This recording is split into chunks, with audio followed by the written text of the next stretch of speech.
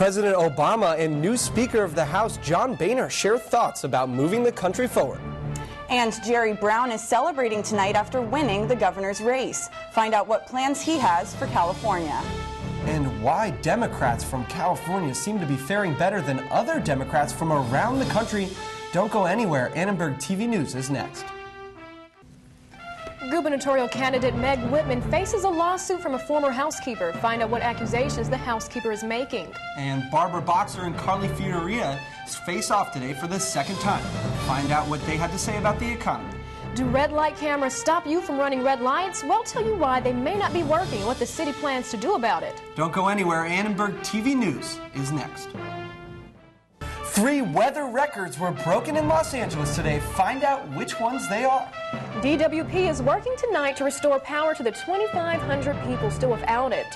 And the Supreme Court hears arguments from the family of a fallen soldier whose funeral was interrupted by protesters. Annenberg TV News is next.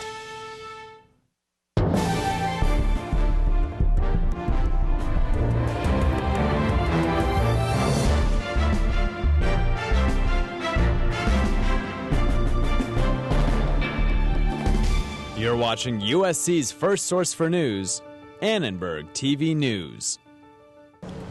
Hop open that old umbrella, slip on those rain boots, and watch out for puddles. The Southland's first major rainstorm has arrived.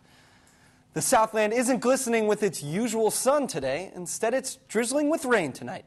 Good evening, I'm Robbie Heeger. And I'm Heather Holm. Weather records were broken again today after a record amount of rainfall.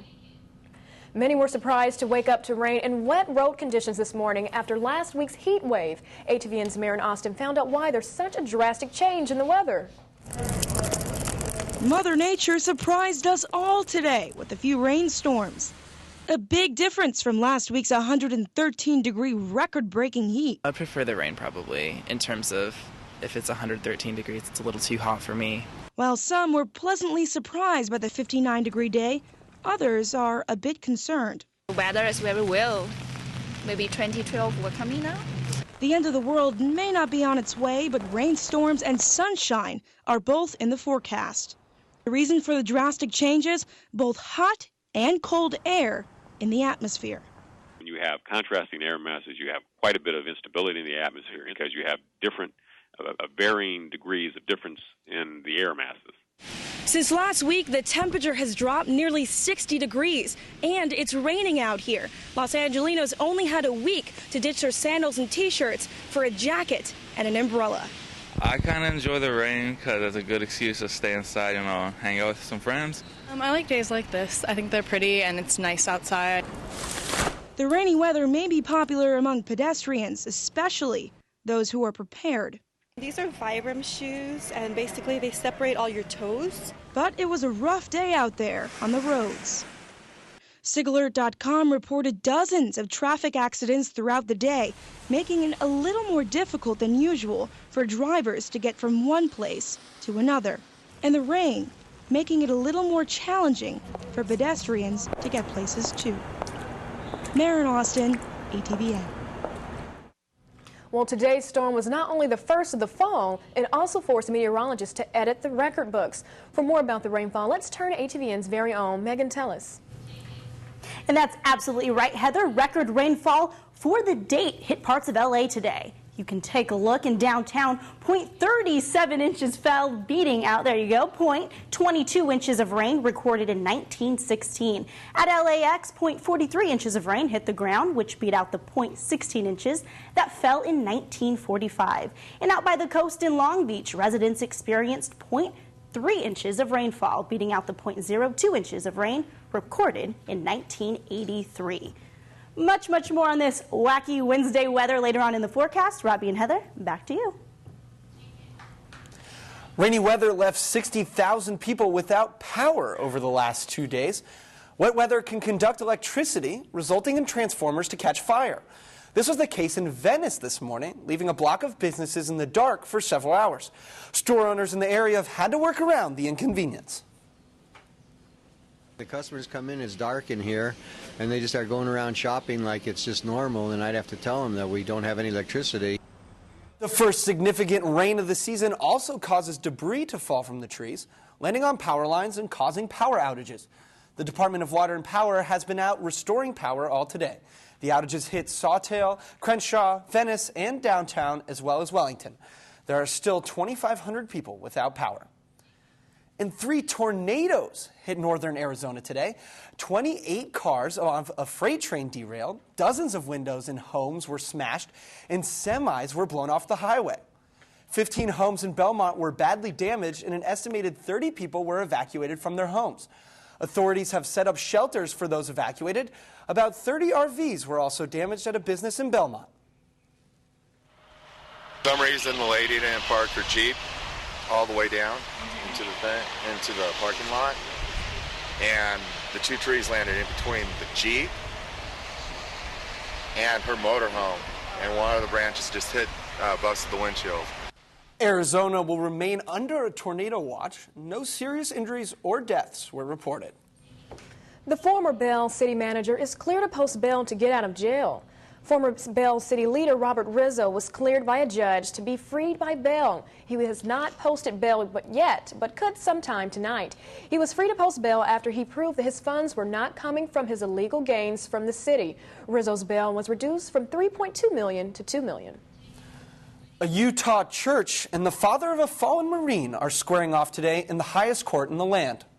Lance Corporal Matthew A. Snyder was killed in action in 2006 while on duty in Iraq. At his funeral, a group from a Kansas church protested the war in Afghanistan, saying it's a plan to spread homosexuality. Prosecutors gave opening arguments in the Supreme Court today, saying the protest is not protected by the First Amendment. However, some experts say that the First Amendment was built for situations just like this. It's easy when you are voicing a popular opinion. The rubber hits the road when somebody is trying to voice a very unpopular opinion or voice that in a very obnoxious way. That's, to me, what the First Amendment was designed to protect. The original decision ruled in favor of Snyder's family, granting more than $10 million in damages. That decision was then overturned, which led to the current appeal to the Supreme Court. Governor Arnold Schwarzenegger was in Los Angeles today to discuss Assembly Bill 12, which extends foster care benefits through age 21. This bill, AB 12, is so important because we take one of the most significant steps yet to ensure that our foster youth thrive and lead productive lives. The bill allows California to replace the current $52 million spent on foster care with federal funding. Roughly $37 million of the savings will be placed back into the growing foster care system. If this bill wasn't signed today, there's so many youth who won't be able to go to college, maybe who don't even have jobs in the economy now. Like, they'll be out on the street. States like Illinois with such programs reported that foster youth are 3 times more likely to enroll in college and 65% less likely to end up in jail. Well, a new poll conducted by USC's College of Letters, Arts, and Sciences shows Meg Whitman has secured more undecided votes than opponent Jerry Brown. The poll is called USC U Vote 2010. Results show that among registered voters who were undecided just a few months ago, 43% now support Republican candidate Meg Whitman. 32% support Democrat Jerry Brown. What we found in this most recent poll is that Meg Whitman came out to be more favorable than Jerry Brown, at least amongst the undecided registered voters that we spoke with. In terms of the economy, Meg Whitman had 25% favorability rating than Jerry Brown. Being in a recession, just the word CEO sort of resonates with people. The poll randomly sampled 286 Californian registered voters from a pool of 1,003 undecided voters. Mayor Antonio Villaraigosa announced domestic violence partnerships today, a program that joins the LAPD with domestic violence agency groups to effectively end the cycle of violence.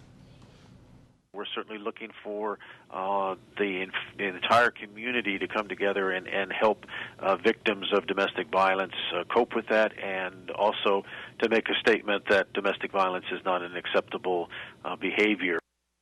The program calls for every LAPD division to partner with an advocacy group to provide resources. The goal is to connect victims to services faster and more effectively. In response to Domestic Violence Awareness Month, companies like Verizon Wireless are working to support victims this year. Verizon has donated $400,000 to this cause. Stocks were mixed today as the Dow rose and the Nasdaq sunk. The Dow hit a 5-month high, climbing 23 points to end at 10,968.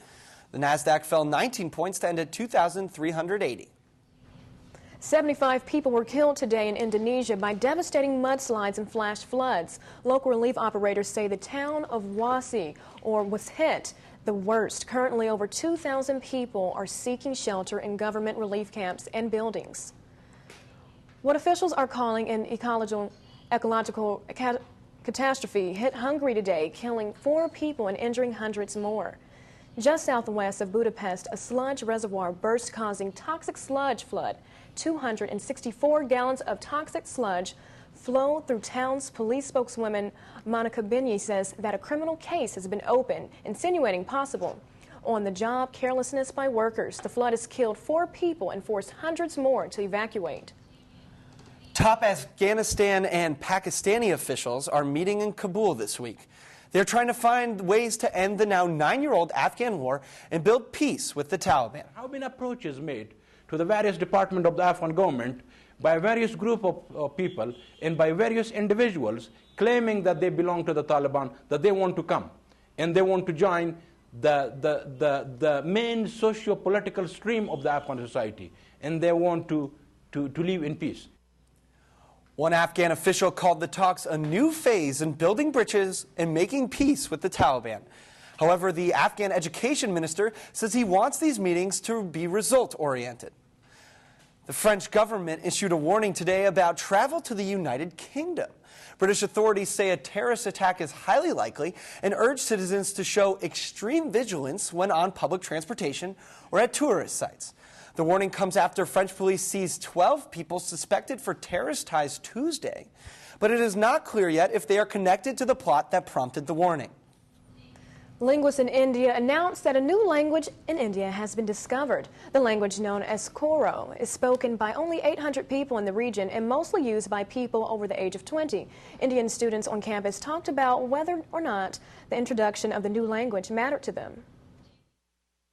Well, I'd say it's a good thing, and it wouldn't hurt because we already have 18 languages, 18 old languages, and it wouldn't hurt to have another one and adds flavor to the country. I think in general for most people, it would probably not be a huge deal because India already has 30-something languages.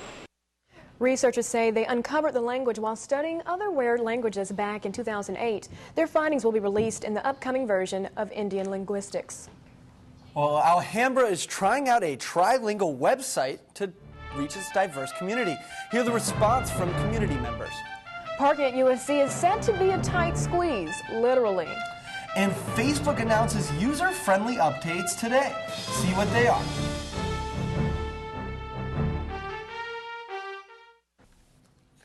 Welcome back. Most news sites publish stories in one language. But the Alhambra source is trying to break that mold by going trilingual. ATVN's Kristen Steach talked to one of the creators about the site and their experiment. The Alhambra source was unveiled today, not just in one language, but 3. The hyperlocal site is trying to reach all members of its viewing audience by posting content in the city's dominant languages, English, Spanish, and Mandarin. USC journalism professor Michael Parks collaborated with researchers 2 years ago to create the site. The challenge here was to do journalism in a multi-ethnic, multicultural community, people who really don't have a language in common but have many interests in common. Alhambra residents will also be submitting their own articles. Joe Song is one of these community contributors. I've always thought Alhambra was a really vibrant community, lots of diversity, but I never saw much coverage in the papers. Chamber of Commerce member Tom Shea says he wishes the chamber could have beat the Alhambra source to the punch. We're the ones that publish the newspaper around Alhambra, but to publish it in 3 languages is mind-boggling. It's beyond comprehension. Other residents in the community say they are also feeling the effects of this language barrier. Like this bakery owner I talked to, who says even though he's been in the community for 15 years, he still doesn't talk to residents outside his store. Vuong Tham is originally from Vietnam, but also understands Mandarin. He told me he would visit the Alhambra source. Resident Grace Guerra also thinks the site is a good idea. Guerra says it's very good for the residents because some people, especially older people, don't speak English, and they can have the news. It's news that many people can now have in their language of choice. Kristen Steach, ATVN. Well, you can find out more about Alhambra's source online at atvn.org. Just click on Link Up. Researchers at the USC Norris Comprehensive Cancer Center are receiving a $12 million National Cancer Institute grant. The grant will help lead an international project aimed at finding new biological pathways to development and potential treatment of prostate cancer. The four-year grant will bring together researchers from 13 institutions across the U.S. and Europe. The second national summit of the National Academy of Engineering, Grand Challenges, is being held on campus today at the Viterbi School of Engineering. The three-day-long summit is being sponsored by USC, Duke University, Caltech, Olin College, as well as Lockheed Martin. Some of the issues being stressed include the importance of fostering innovation, entrepreneurship, and job creation. Lockheed hires an extraordinary number of young engineers every year. So to have this kind of interaction with the community is invaluable. 2 days of the summit will include panel presentations by prominent engineers, CEOs, and professors.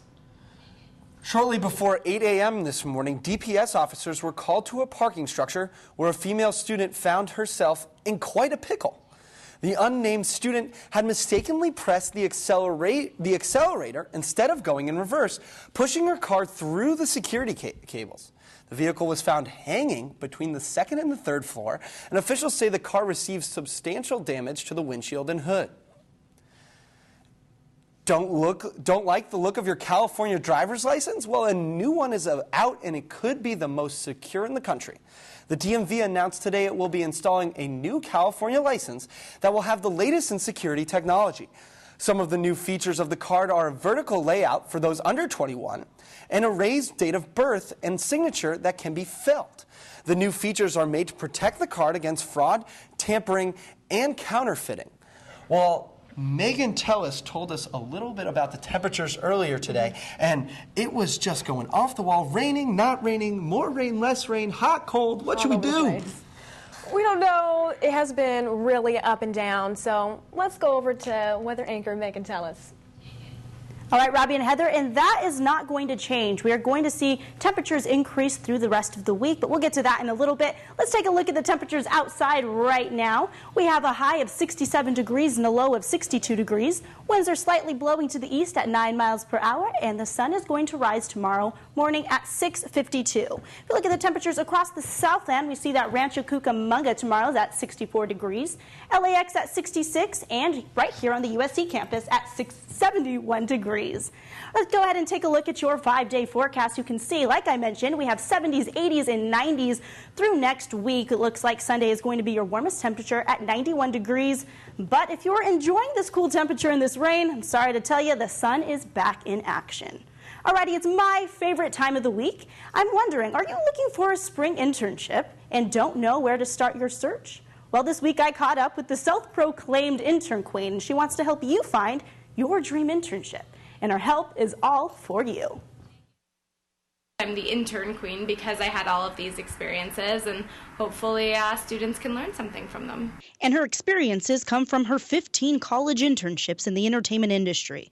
Lauren Berger started her intern queen business in 2008 with one royal mission: to expose students to internship opportunities through her website. They go through a whole application process where they're filling in all of their important information, copy-pasting their resume into our back end, and then at the bottom they can select which internships they want to apply for. It's flyers like these and social media networks which have allowed Lauren Berger and her small team to place over 10,000 high school, undergrad, and grad students at internships internships at 500 companies around the world. And we're working with a few employers in Canada and in London, which is exciting. And the 26-year-old entrepreneur and Toluca Lake resident continues to build her business from the ground up. There's just some days where it's like, wow, I'm traveling around the country doing what I want to do on my terms, and it's a really, really amazing feeling. Wouldn't that be incredible to every single day wake up and know that you are doing exactly what you want to do? That sounds amazing. I mean, she's had so many internships, and that's great that she's placing other undergrads and grad students in the same thing. Helping someone else out. All right, well, thanks, Megan. Of course. Facebook has undergone multiple changes with photos and applications in the past few weeks. Today, its founder announced that many user-friendly features are on the way. We have a bunch more releases coming out over the next month as we launch some of the stuff that we've been working on. Team Facebook has been on a 60-day lockdown and released 3 new functions to help give users more site control. Facebook users will be able to download their entire profile, arrange applications, and create new groups. They'll also be able to get all their pictures, messages, and wall posts in one zip file sent to them by email. This new feature has been met with mixed reaction from students. That would be very convenient because at times I know it's difficult to access pictures off of Facebook. You have to save the picture, etc. I don't have the desire to have everything in one application. I mean, it's kind of useless in my opinion. But some are concerned their Facebook privacy is at risk. Download all of your information into one zip file could be a pretty big problem for people concerned with privacy. I mean, in a computer lab like this, if you leave yourself logged into Facebook and someone's able to click one button and download all of your photos and all of your information at the same time. He said Facebook will need to set up a firewall system that makes sure only the account holder will be able to download an entire profile. And Facebook's plan with the new group feature is to expand the chat from just one friend to an entire group. You want to share different things with different sets of people, right? I mean, some posts that you want to share are for your work friends, some are...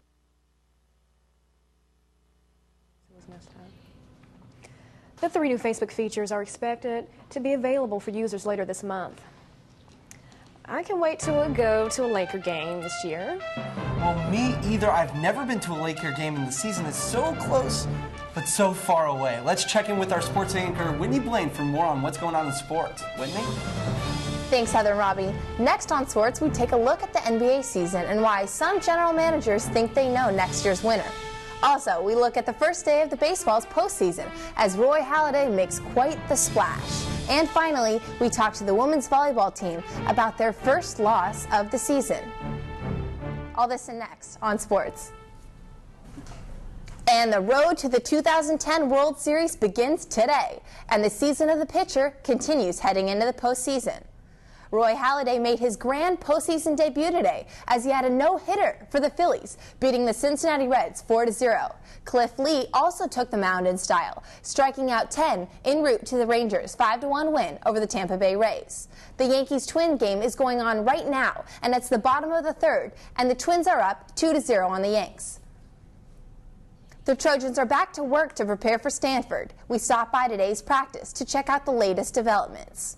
Running back Mark Tyler had the majority of handoffs in the beginning of practice and could be the Trojans' preferred back against Stanford. Quarterback Matt Barkley made a couple short passes as the team emphasized a running offense. Coach Kiffin even ran a few plays in the Wildcat, with Mark Tyler taking snaps from center.